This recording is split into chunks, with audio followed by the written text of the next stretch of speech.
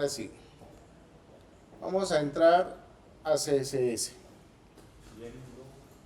Básicamente, cuando estamos hablando de diseño en desarrollo web, pues sí o sí, ya hoy en día CSS es una necesidad prioritaria.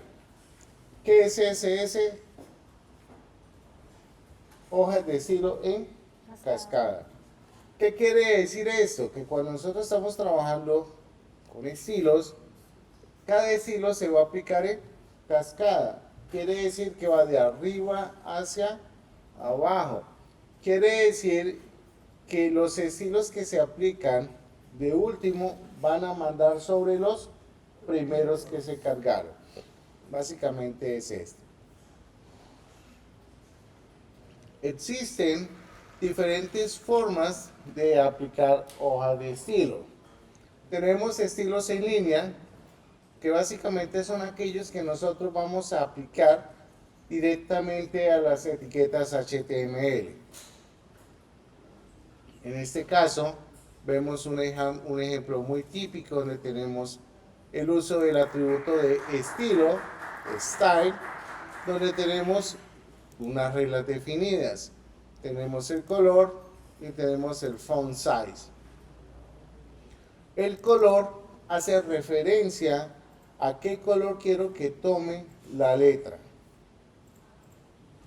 El font size hace referencia específica al tamaño que va a tener ese texto en un momento específico. Tenemos los estilos internos, que son aquellos que nosotros podemos colocar dentro de nuestro documento HTML, ¿ok? Dentro del documento HTML. Y básicamente, este señor nos va a permitir poder definir estilos en cualquier área de nuestro documento. Realmente, las buenas prácticas y los estándares nos dicen que estos estilos no deberían estar dentro del documento web. Siempre deben permanecer de forma externa. Que si necesito un estilo específico, pues hay que mirar si está soportado, lo podemos hacer desde una línea de estilo. Para que no se mezcle nuestro código de lógica con nuestro código de diseño.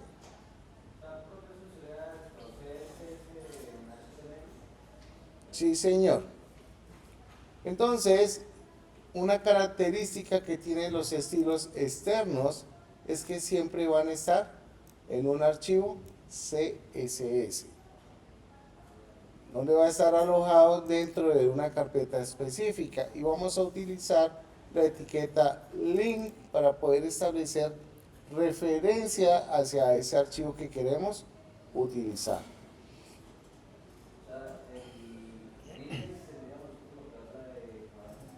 En donde vaya usted a aplicar las hojas de estilo, tiene que importar el archivo CSS, no solamente en el index. Dentro del head de cada documento HTML.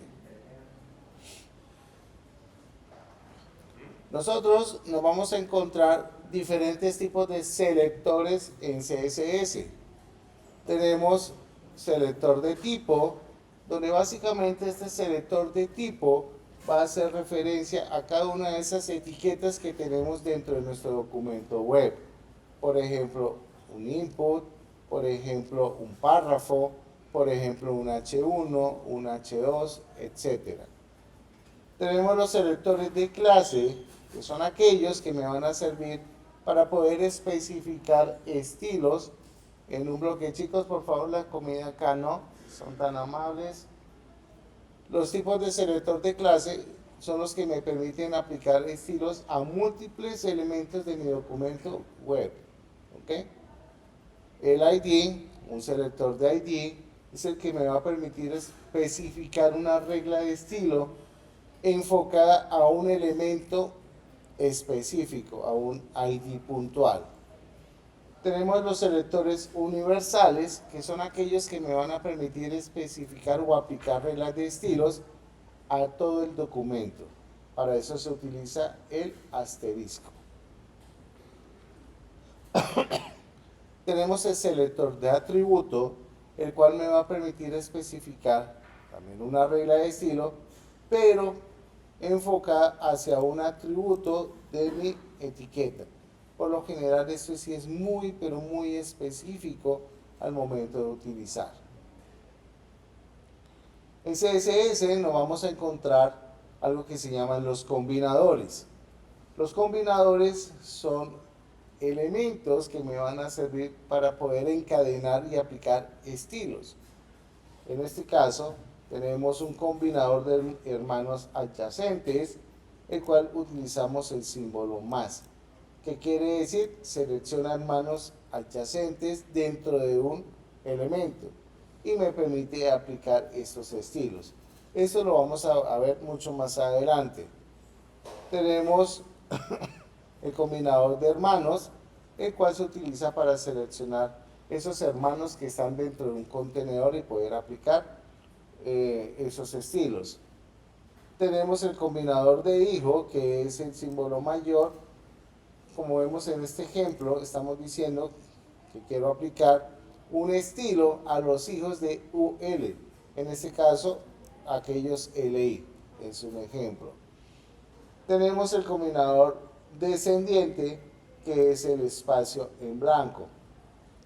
Quiere decir que yo tengo dentro de un contenedor, dentro de un div, varios elementos y quiero que ese estilo se aplique a esos elementos que están dentro del div, puedo utilizar el espacio. Eso es lo que se llama scope. Eso es como el ámbito de definición de la regla. ¿Sí? Tenemos la tipografía. Cuando hablamos de la tipografía estamos haciendo referencia a la fuente. Yo puedo aplicar diferentes estilos en CSS a la tipografía. Tenemos el color, donde puedo aplicar el color a un texto específico. Entonces, vamos a empezar revisando este tipo de cosas.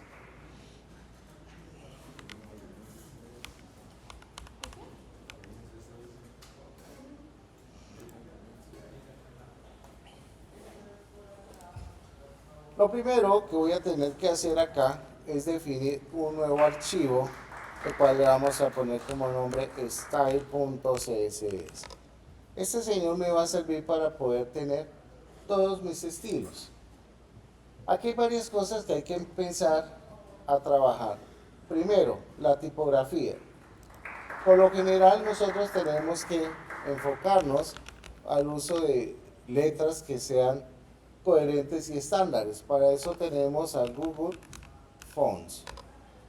En Google Fonts nosotros vamos a encontrar una gran cantidad de tipos de texto que vamos a poder utilizar dentro de nuestros diseños web.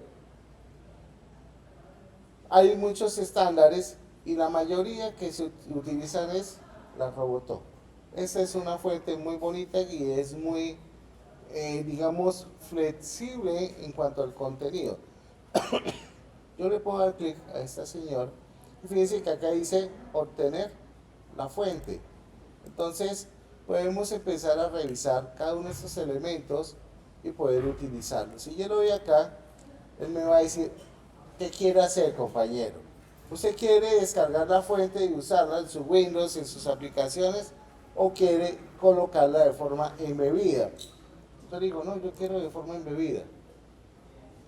Me dice, le ofrezco dos opciones.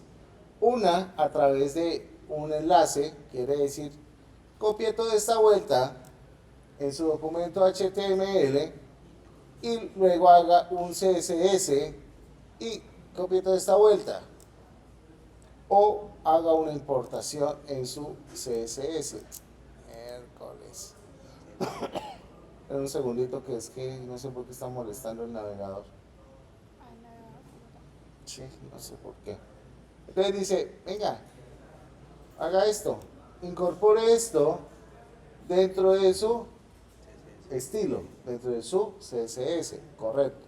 Entonces yo vendría acá muy amablemente, le doy un control C y vengo para mi documento. Entiendo acá. Vamos a maximizarlo para que a ver si deje molestar.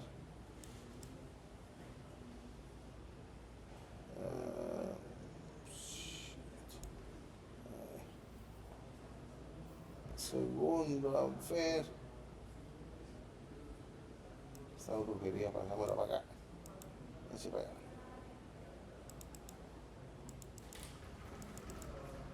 Listo.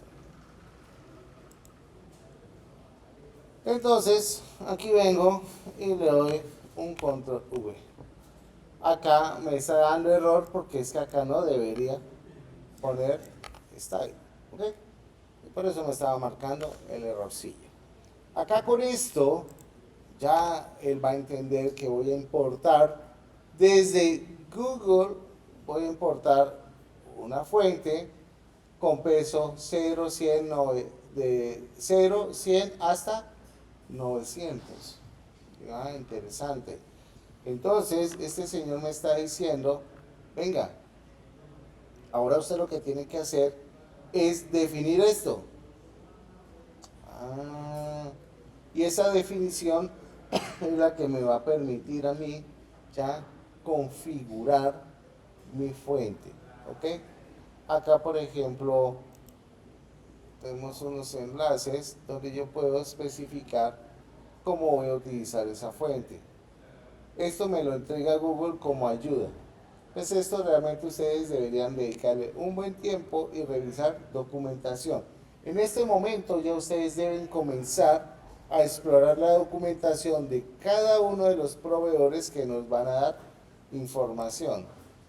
En este caso, vengo para atrás y vengo acá. Dice,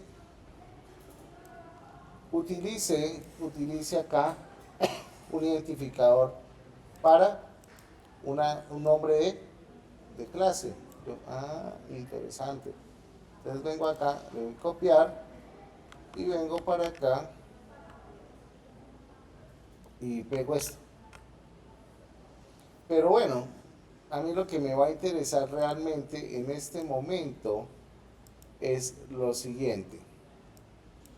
Esto acá lo está pasando por acá, así. Voy a quitar estas cosas acá. Y acá le voy a decir, venga amigo, quiero que usted tome acá un estilo de la siguiente forma. A ver qué me está diciendo, una regla por acá.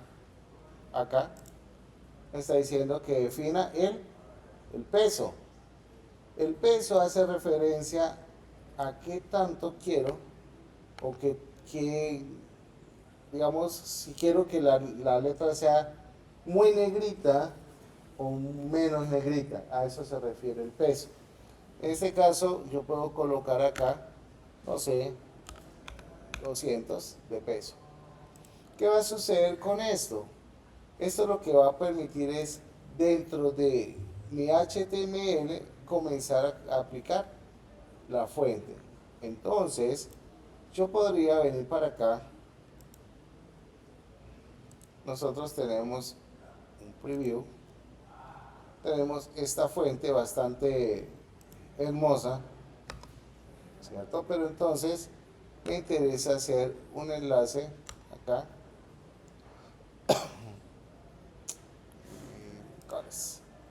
Y voilà, la letra automáticamente cambió. ¿Por qué cambió? Porque desde mi CSS yo le estoy especificando que por favor tenga en cuenta el estilo que se está cargando de la fuente desde Google. ¿Qué pasa si yo le cambio aquí a 900? ¡Wow! Se pone mucho más negrita. ¿Ok? Esto normalmente se maneja, el asterisco se maneja cuando yo quiero definir una fuente global para mi documento. Yo puedo personalizar para, no sé, un párrafo, para algo, sí yo lo puedo hacer. Pero yo necesito que mi documento o mi página web mantenga este esquema de fuente. ¿Quién me va a preguntar algo por allá? Recuerdo que nos diste un archivo CSS en el cual nos daba los manuales, en los manuales, si yo tengo los dos linkeados, ¿cuál es el que va a tomar? Si no chocan los estilos con ellos, los dos van a entenderse bien. Pero, ejemplo, si aquí tuvo una fuente y aquí tenemos la fuente aplicada por defecto, pues resulta que como él trabaja en cascada, él va a cargar primero este señor y después va a cargar este señor. Si este señor modifica las márgenes o modifica algo dentro de mi documento, aplica el segundo estilo, como va de arriba hacia abajo en cascada. Entonces, los estilos aplicados anteriormente se van a quitar, a no ser que tengamos un atributo que es el atributo de importa, que ya ese atributo le dice a usted, amigo, eso es fijo, no me lo pueden modificar. Que digamos, en las buenas prácticas no se debería usar el importan, porque es mucho más costoso en carga. Bien, entonces por favor hagamos el ejercicio de la carga de la fuente. Vaya y busquen una fuente en Google Fonts, la que quieran, no es necesario que utilicen esta, y pruébenla por favor.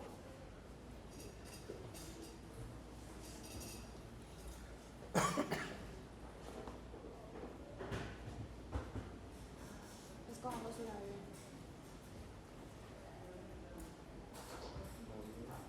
Ah, ¿Google qué? Pero, ¿cómo es? Ah, Fonts. Google Fonts, sí, ¿cómo así?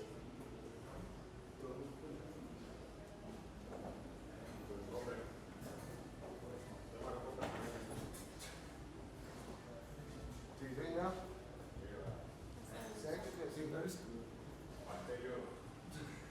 ¿Qué fue lo que dijo? ¿Cómo? ¿Qué fue? Faltaron varios, pensaban por ahí que estaba haciendo aquí.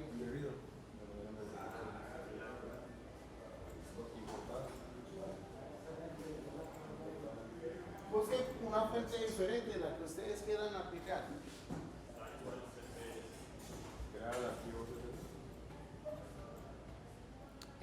¿Está ahí?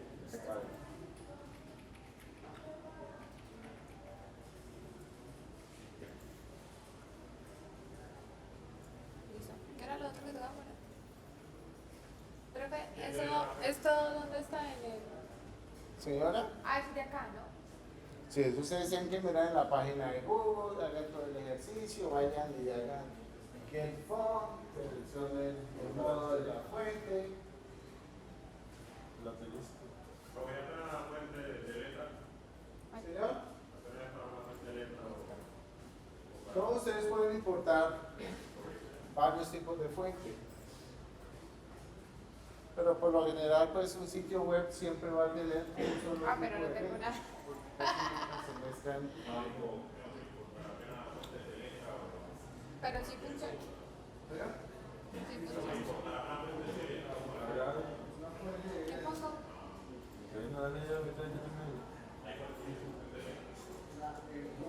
¿A dónde? Ahí estamos.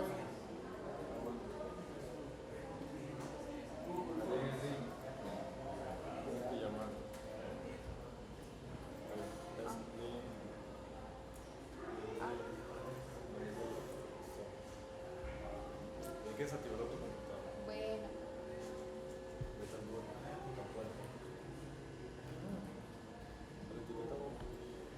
¿Ahí tienes qué?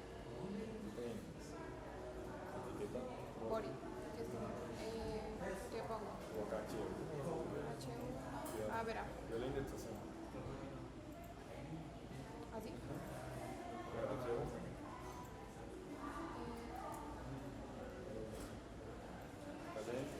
Escribe Loren para que haga un. Sí. ¿Lo habías de completar?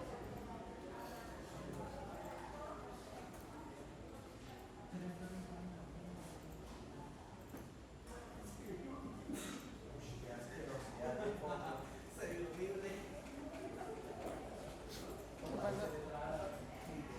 Bebé, ahí, aquí no. Ah,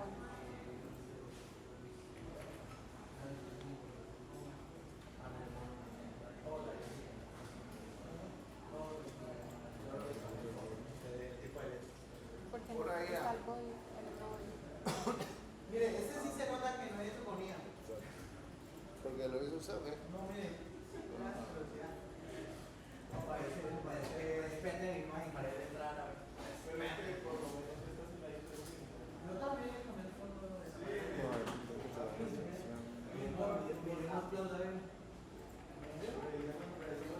Ah, bien. ¿Qué estás haciendo?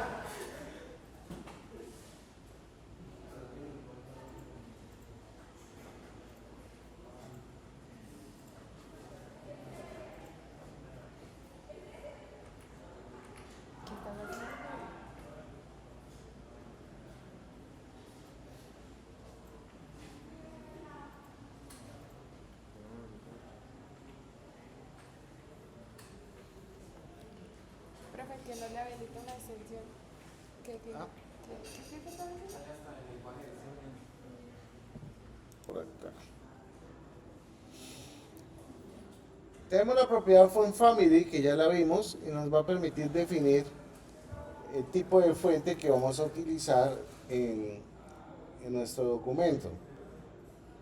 Básicamente tenemos dos opciones. En el ejemplo, estábamos viendo por acá, siempre debemos tener nuestra fuente de rescate. Esa fuente de rescate es aquella que sí o sí va a estar en cualquier sistema operativo. La sans serif siempre va a existir. Entonces, ¿qué sucede? Si no encuentra esta, él va a aplicar esa otra. Uno puede colocar Arial, puede colocar sans serif, puede colocar la cantidad de letras, pero él siempre se va a ir por la principal que tenemos acá.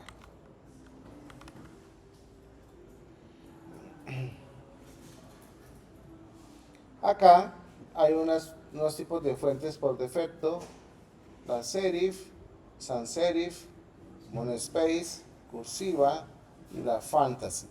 Cualquiera de esas son estándar, ¿ok? Cualquiera de esas son estándar. Tenemos la propiedad font size, la cual me va a permitir definir el tamaño de la letra.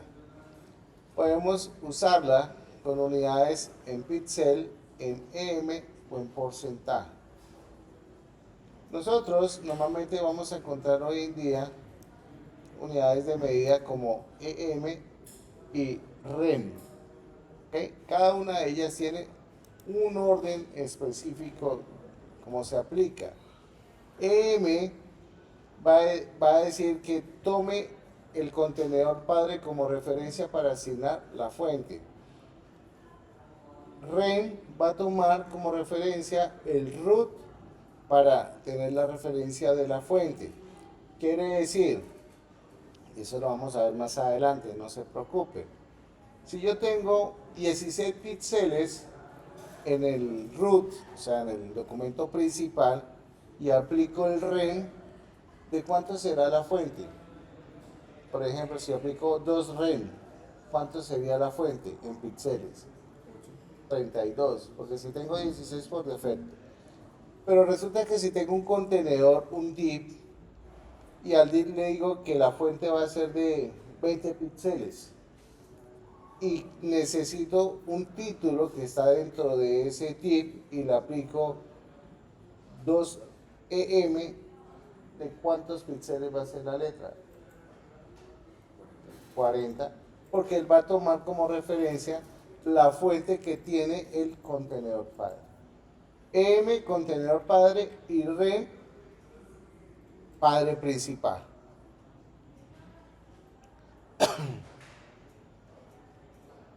Bueno, entonces acá está em relativo al tamaño de la fuente padre, rem relativo al tamaño de la fuente raíz del root, ¿okay? Raíz del documento. Porcentaje relativo al tamaño del contenedor padre, VH relativo al ancho de la ventana del navegador, relativo a la altura del navegador. Entonces, fíjense las unidades de medida. Si nosotros necesitamos algo muy responsivo, lo aconsejable es utilizar siempre em y rem. ¿Ok? Todo va a depender de cómo queremos el comportamiento y ajuste del tamaño. Tenemos aquí estos ejemplos un poquito gráficos que son bastante interesantes. Dice que el contenedor padre tiene 18 píxeles. Entonces me va a decir que 1.2 m es igual a 21 punto algo píxeles. Si yo le digo acá que este señor va a tener 1.2 de em, ¿cuántos píxeles va a tener? Me va a decir que 25. Y acá si le estoy diciendo que este amarillito va a tener un font size de 1.2 em, ¿cuánto va a tener? 31. ¿Por qué va a tener 31? Porque él lo calcula basado en el 25. ¿Ok? El 25. Bueno. Aquí hay pues una explicación un poco más teórica de lo que ya hablamos. El REM pues va a estar basado en este señor. Fíjense que tenemos 21 píxeles, 21 píxeles y 21 píxeles. Todos van a tener el mismo tamaño porque lo estamos aplicando basado en ¿qué? En el documento raíz, en el root. ¿Listo? Tenemos un font size smaller, que es un tamaño pequeño, muy pequeño de nuestras fuentes. Tenemos dos posibilidades, el smaller y el larger, que es un tamaño mucho más grande. Pero digamos, si queremos tener un control total, pues lo ideal es utilizar M's y R. Si ya queremos un tamaño fijo, pues ya tenemos esto. Ahora, vamos a hacer lo siguiente.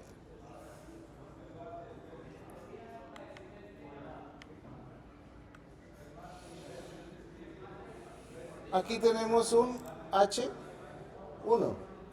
¿cierto? Donde ese H1 va a tener acá un título, ¿cierto? Donde ese título, pues vamos a poder personalizarlo. ¿Qué vamos a hacer acá? Tenemos un estilo donde puedo aplicar un estilo a la etiqueta H1 y fíjense que me coloca comas, donde esas comas me van a permitir especificar la cantidad de elementos.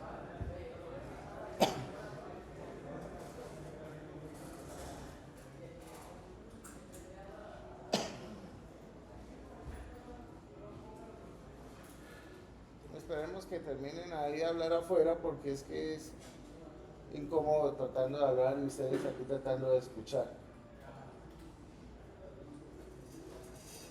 Entonces, aquí tenemos lo siguiente. Voy a colocar esto. Aquí fácilmente yo puedo cambiar el aspecto de mi H1.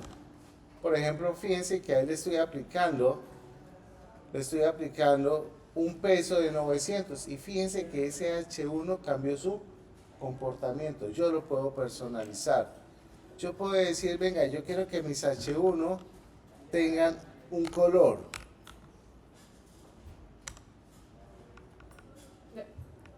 Tranquila, no se preocupe. A ver, tratamos de hacer esto.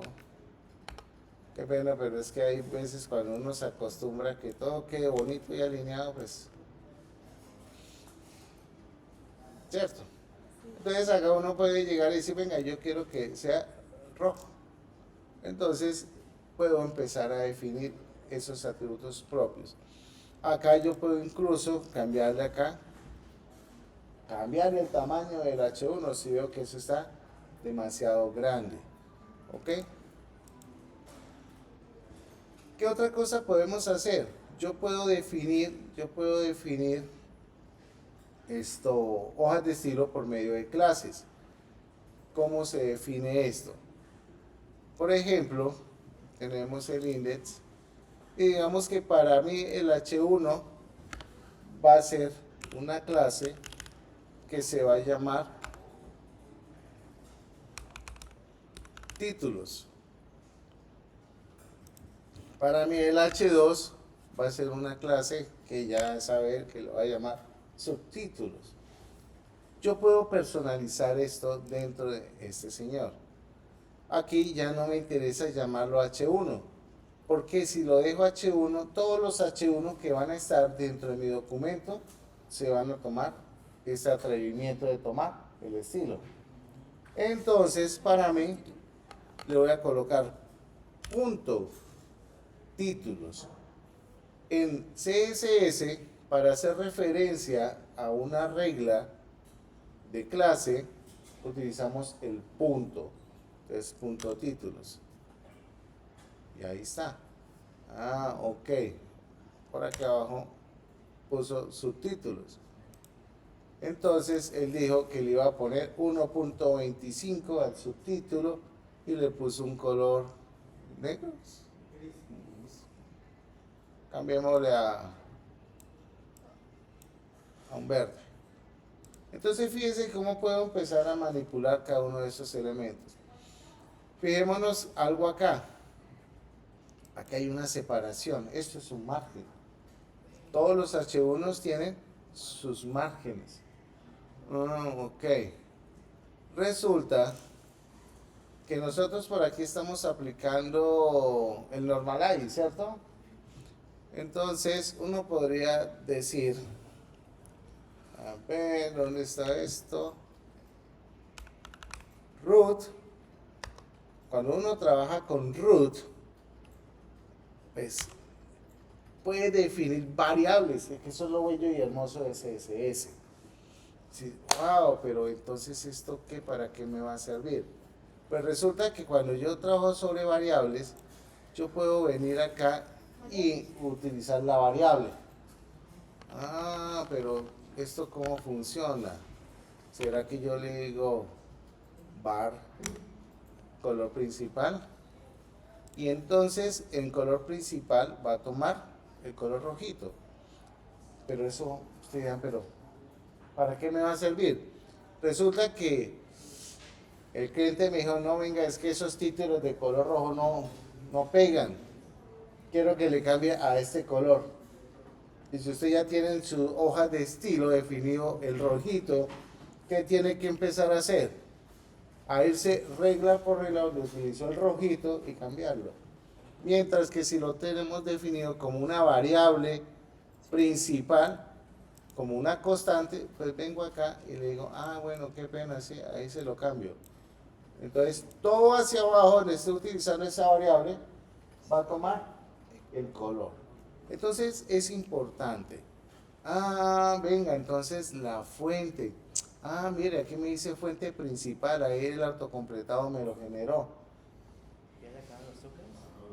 Entonces, acá yo puedo decirle a este señor,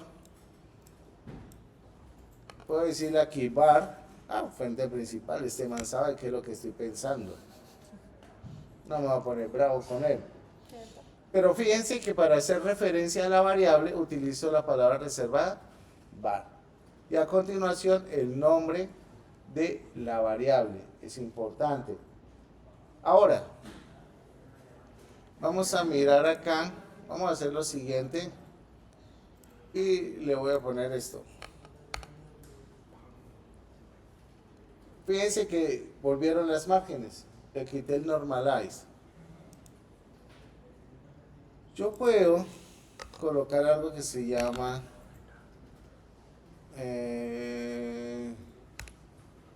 bot sizing, le digo border box.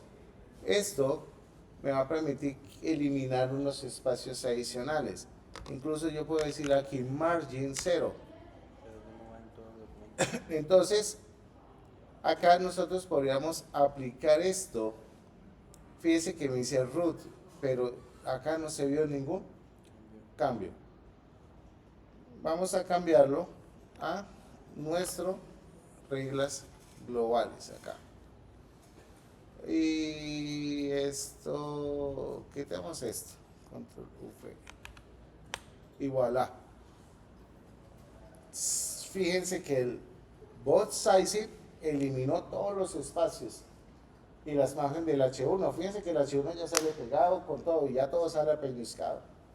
porque le di la orden del bold sizing. Él lo que hace es eliminar esos bordes para nosotros poder trabajar valores reales y no valores adicionales que de pronto cuando nosotros tenemos una imagen de 5 píxeles y queremos ajustar la ruta, que si no manejamos el bold sizing, que eso lo vamos a ver más adelante, nuestra imagen no va a ser de 5 píxeles sino de 15, y entonces no nos va a encajar las cosas. Entonces es importante. Entonces fíjense que aquí eliminamos la margen. Entonces yo quiero decirle acá, venga, qué pena, yo quiero que el margin button sea de un ren. O sea que el título va a tener un margen inferior. Yo quiero entonces que el subtítulo, póngalo por favor. Ahora sí no, ya. Digo que es 0.75. Que no, que es que yo quiero que el margen de la izquierda también. Entonces, ok, miremos a ver si por acá yo le digo acá. Lo de los subtítulos ya está, o sea, ya está definido en la opción. Sí, claro. Para poder llamar. Sí, claro. Ok. Entonces yo digo, me cansé y no lo voy a hacer uno a uno, sino lo voy a decir uno. Un píxel, vamos a mirar. Chun, chun. Entonces, él en teoría debería colocar un margen de un píxel a la redonda, ¿ok? Pero entonces, eso sí va dependiendo. Acá, pues, él le sumó el pixelito adicional que tenía. Entonces, fíjense que aquí lo alcanzó a separar. Yo le digo, no, quiero que sea 10. Chup. Y de esa manera nosotros podemos manipular los márgenes. Entonces, por favor, van a realizar este pequeño ejercicio en el cual vamos a definir reglas de variables. Vamos a definir la regla principal, que es el asterisco, para todo el documento universal. Vamos a definir dos clases, una llamada título y otra llamada subtítulos. ¿Listo? Voy a cerrar esto y regálenme en un momento, voy a mirar acá. Profe, ¿eso está en la documentación? Esto de acá, ese creo que no.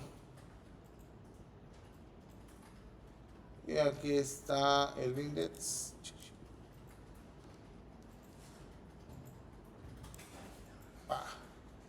Ahora sí.